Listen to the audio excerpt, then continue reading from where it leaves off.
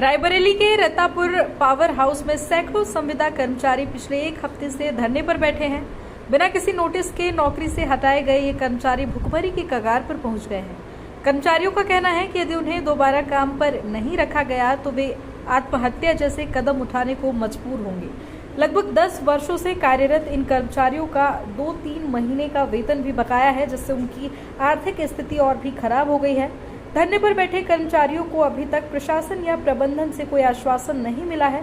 उनकी मांग है कि उनकी नौकरी बहाल की जाए और बकाया वेतन का भुगतान भी किया जाए।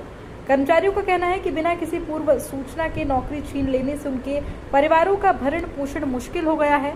वही स्थिति गंभीर बनी हुई है और कर्मचारी अपनी मांगों को लेकर अडिग है। स्थानीय प्रशासन और पावर हाउस प्रबंधन की ओर से कोई ठोस कदम नहीं उठाया गया है, जिससे कर्मचारियों में आक्रोश बढ़ रहा है।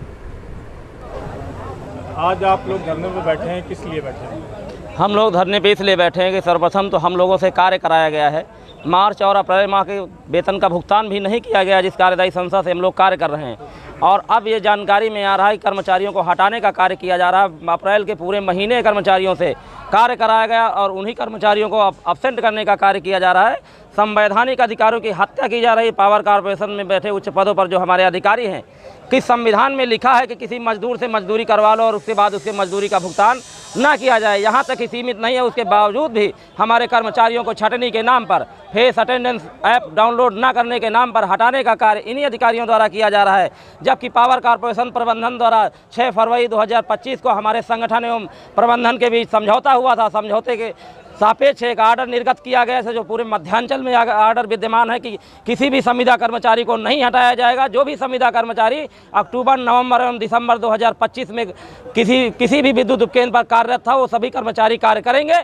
और उसके आदेश के विरुद्ध इन्हीं अधिकारियों द्वारा वर्तमान में 21 अप्रैल 2025 को मुख्य अभियंता महोदय द्वारा आदेश निर्गत किया गया कि विद्युत उपकेंद्रों से कर्मचारियों की छटनी की जाएगी और छटनी के नाम पर कर्मचारियों को हटाया जाएगा। इस पर हमारे संगठन ने इनसे वार्ता की, हमारे लोगों ने वार्ता की, तो मुख्य अभियंता महोदय द्वारा ये कहा गया कि प्रबंधन निदेशक महोदय द्वारा मौखिक आदेश दिया गया है कि कर्मचारियों की छटनी करके उनको हटा दिया जाए। कितने दिन से आप लोग यहाँ पर बैठे हुए हैं? हम लोगों द्वारा लगातार 20 अप्रैल से प्रोटेस्ट किया जा रहा है, लेकिन इन अधिकारियों द्वारा हमारी समस्याओं को नहीं सुना जा रहा है। इस बीच कोई आपसे बड़ा अधिकारी मिलने आया? अभी कोई अधिकारी नहीं है। 25 तारीख को हमारे अधीक्षण अभियंता महोदय गोरा बाजार में हम लोगों द्वारा एक दिवसीय धरने का कार्यक्रम किया गया था।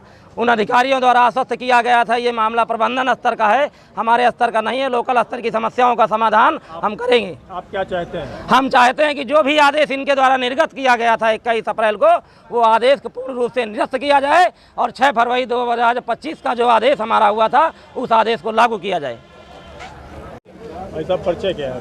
मेरा नाम अखिलेश कुमार है। मैं ये टुकला पे केंद्र पे पोस्टेड है। हमारी हम राजस्व वसूली और सारे काम करते हैं। धरने पे आज क्यों बैठे हैं आप? धरने पे बैठने के एक कारण ये है कि पहला काम है कि हमारे कर्मचारियों से 2-2 महीना काम कराया गया है, ठीक है। 55 साल वालों को बिना कुछ नोटिस दिए हुए हटा दिया गया है। और फिर उसके बाद जो हमारे चीफ साहब बैठे हैं या और बड़े अधिकारी बैठे हुए हैं, हमारे लाइनमैन धूप में एक काम करते हैं, तार टूट जाता है और सारी समस्याएं होती हैं। अगर ये धूप में चलकर 2 घंटा अगर ठाड़ हो जाए उन लाइनमैनों के साथ, तो इनको पता चल जाए कि 8,000 पाने वाला आदमी कितना मेहनत करता है और मैं गाड़ी बंगला लेकर सिर्फ गाल बजाता हूँ। और दूसरी बात है, ये कर्मचारी अपनी कोई समस्या कभी लेकर आता है तो उसकी सुन तो नहीं, गुमराह करके सिर्फ सीधा वापस कर देते हैं। अगर एमडी साहब का लिखा पढ़ा आदेश था, तब इन्होंने क्यों सभी लोगों को सैलरी दिया? क्यों दिया?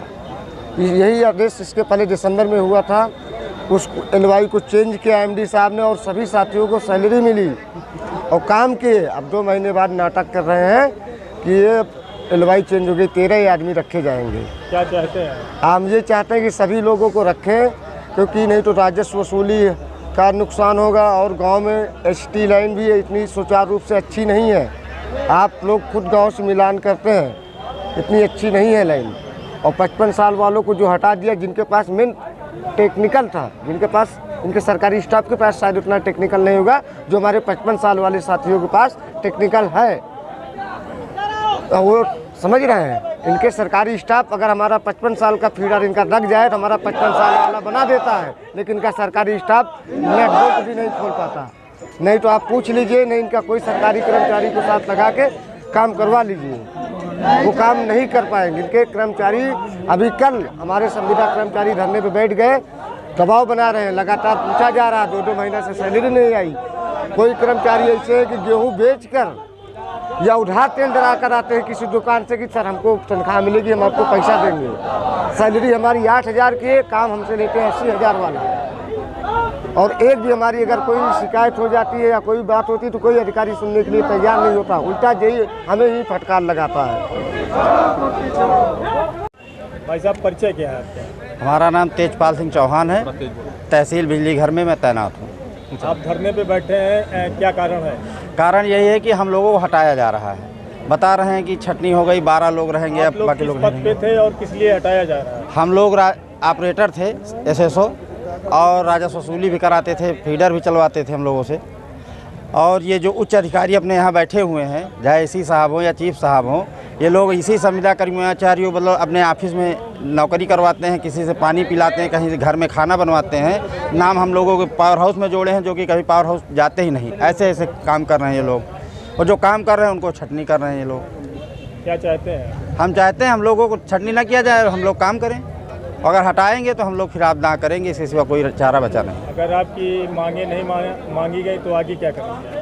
पेट्रोल डालकर आग लगा लेंगे, सामूहिक आपदा करेंगे, खुलेआम करेंगे। इसके अलावा कोई रास्ता बचा नहीं है मेरे पास।